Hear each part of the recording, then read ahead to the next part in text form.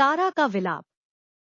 जब तारा को वाली की मृत्यु का समाचार मिला तो वह अत्यंत उद्विग्न हो गई और रोती हुई उस स्थान पर आई जहां वाली का शव पड़ा था।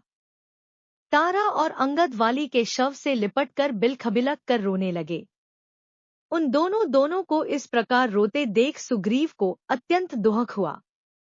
उसके नेत्रों से अश्रु बहने लगे। तारा वाली से लिपटकर विलाप कर रही थी। हे आर्यपुत्र, आप जैसे पराक्रमी वीर की राम ने छिपकर हत्या करके अत्यंत निंदनीय कर्म किया है। हे नाथ, आप मौन होकर क्यों पड़े हैं? आप अपने पुत्र अंगद को किसके सहारे छोड़ गए? देखिए वह किस प्रकार से बिलखबिलक कर रो रहा है। हे आर्यपुत्र, आज आप ऐसे निर्मोही कैसे हो गए? हे स्वामी, आप मुझे और अंगद को किसके भरोसे छोड़े जा रहे हैं? सुग्रीव, आज तुम्हारा मनोरथ सफल हो गया। अब आनंद से राज्य का सुख भोगो। आज मेरे पास पुत्र, ऐश्वर्य सब कुछ होते हुए भी मैं विधवा के नाम से पुकारी जाकर संसार में तिरस्कृत जीवन व्यतीत करूंगी। पुत्र अंगद, अपने धर्म प्रेमी पिता का अंतिम दर्शन कर लो। यमलोक को जाते हुए अपने पिता का हाथ जोड़कर अभिवादन करो। देखो स्वामी, आपका पुत्र हाथ जोड़कर आपके सामने खड़ा है। उसे आशीर्वाद क्यों नहीं देते? आज आपने इस युद्धरूपी यज्ञ में मेरे बिना कैसे भाग लिया? बिना अर्धांगिनी के तो कोई यज्ञ पूरा नहीं होता। इस प्रकार तारा नाना प्रकार से विलाप करने लगी। वाली के वानर सरदारों ने बड़ी कठिनाई से उसे शव से अलग किया।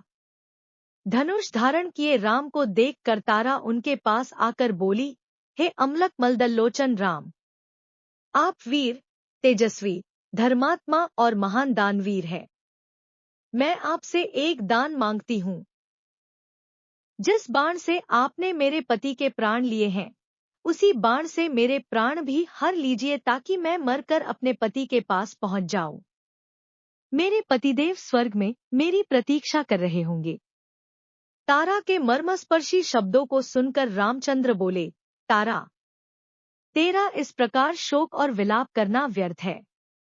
सारा संसार परमात्मा के द्वारा बनाए गए विधान के अनुसार चलता है। विधाता की ऐसी ही इच्छा थी, यह सोचकर तुम धैर्य धारण करो। अंगद की कोई चिंता मत करो, वह आज से इस राज्य का युवराज होगा। तुम्हारा पति वीर था, वह युद्ध करते हुए वीर गति को प्राप्त हुआ है। यह तुम्हारे लिए गौरव की बात है। शोक तज कर रोना बंद करो। रोने से दिवंगत आत्मा को कष्ट पहुंचता है। इस प्रकार राम ने तारा को अनेक प्रकार से धैर्य बंधाया। फिर वे सुग्रीव से बोले, हे वीर, तारा और अंगद को साथ ले जाकर अब तुम वाली के अंतिम संस्कार की तैयारी करो। अंगद, तुम इस संस्कार के लिए घृत, चंदन आदि ले आओ। और हे तारा, तुम भी शोक को त्याग कर वाली के लिए अर्थी की तैयारी कराओ।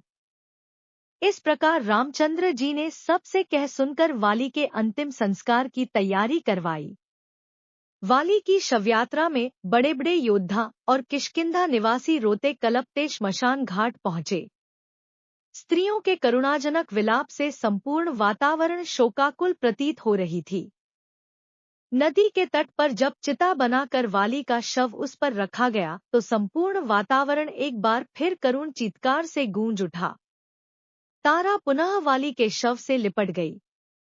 वह चिता पर ही उससे लिपटकर विलाप किए जा रही थी। बड़ी कठिनाई से उसे को वाली के शव से पृथक किया गया। अंत में अंगद ने चिता को अग्नि दी।